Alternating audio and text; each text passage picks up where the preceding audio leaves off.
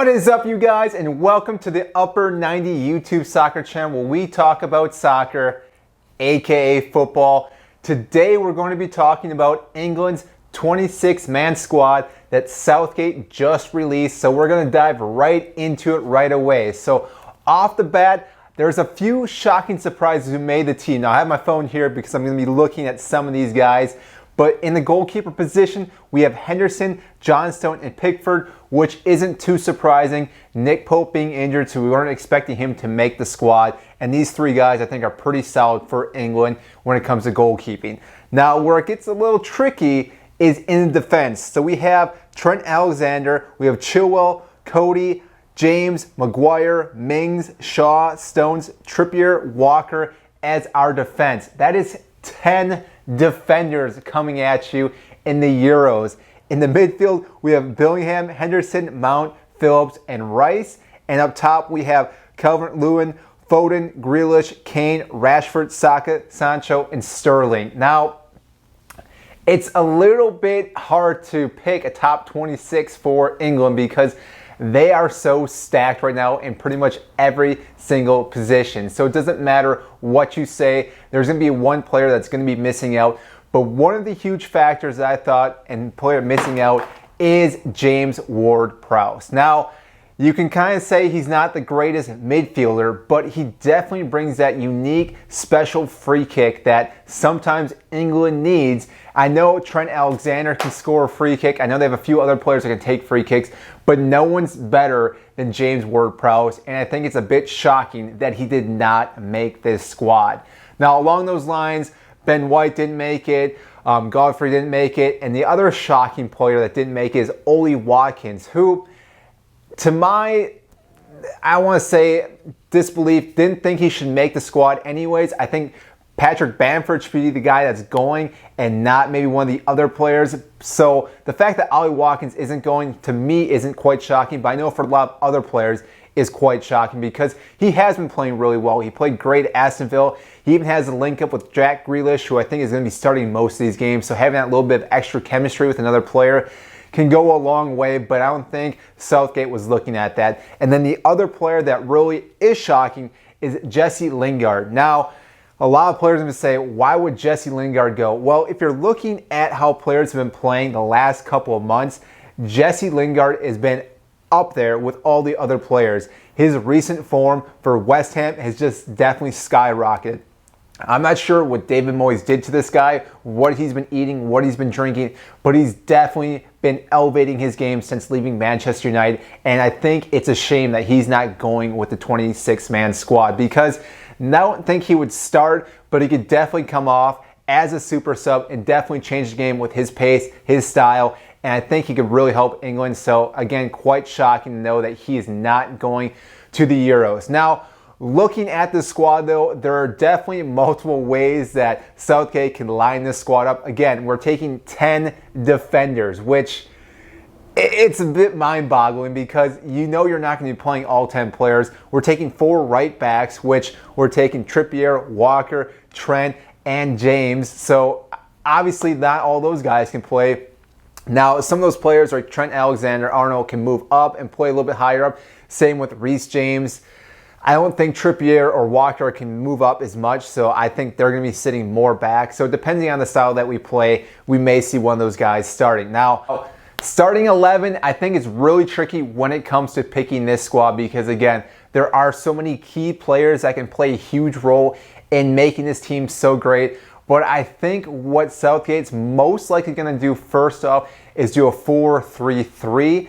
Now, he may do 5 in the back. It's really hard to say, especially because he has so many options. But I think with his first match, he's most likely going to do more of attacking mindset, really elevate this team, start out the gates looking good, and not play too defensively. So with that, this is my starting 11 with a 4-3-3 for England. Now, again, this could change. There could be some injuries that still come up, and this is depending if some players are going to be healthy for the first game. But overall, I think this is England's best 11 running this squad. So obviously in the back, between the sticks, we have Henderson. I think he's the best goalie that they have. I know Pickford is a really solid goalkeeper as well, But overall, I think Henderson is just a little bit above him. And there's multiple reasons why I also pick him, because the defenders I'm picking are also Manchester United players, and I think having that chemistry, that playing with Henderson, I think really helps out and really is going to help the chemistry for this team overall. So starting at the left back, I have Luke Shaw, which should be really no surprise. This guy has been playing out of his mind all season long for Manchester United, and I don't think anyone should start over him. So again, he's got that position locked in. Now our center backs, this is where it gets a little tricky, but I think Maguire starts if he's healthy. I know he's getting back from the ankle injury, but overall he's been fairly decent this season. I know he gets a lot of stick for how poorly he plays some games, but overall this season, Maguire's been one of the better defenders we've seen in this league. Now, pairing alongside him, I think John Stones is the most likely option. Obviously, there's Mings, there's a few other guys, but I think Stones definitely deserves being the guy next to him. He's been doing really well at Manchester City, so I think he deserves a starting position as well. And then on the right, I think we're going to go with Kyle Walker. Again, we're going to be pairing up multiple teams together here. So we got Walker and Stones, we got Maguire, Shaw, and Henderson. I think that's really going to help out in the back line with making everything cohesive and really holding that line, not getting a lot of teams going past them. Now in the midfield, again, this is where it gets tricky because there are a lot of options. But if Henderson is healthy, I see him being the CDM for this team. Maybe Declan Rice. Again, those guys can go back and forth. But I do see Declan Rice also starting in the midfield along with Mason Mount. Almost like a pivotal three where, again, Henderson is sitting back a little bit. We got Mount and Rice. And again, those guys can all flip-flop and go back and forth because they all are solid midfielders. And that is if they all stay healthy. Now, up top, again, we have so many options. It's really hard. But I think two guys that really cemented as starting are Jack Grealish, which I'm going to put him off on the left side, left winger. Harry Kane up top because I don't think anyone's starting over Harry Kane, and if they are, I'm not sure if Southgate had a stroke, but Harry Kane's obviously starting. And on the right side, I'm actually thinking Sancho is going to be the best starting option for the right winger. Now, I know a lot of people are going to say, no, we should start Phil Foden, we should start someone else, but overall, Sancho has been playing phenomenal at Dortmund. I think he's the guy that really needs to step up his game and really show what he's worth, and I think he can do that during this tournament.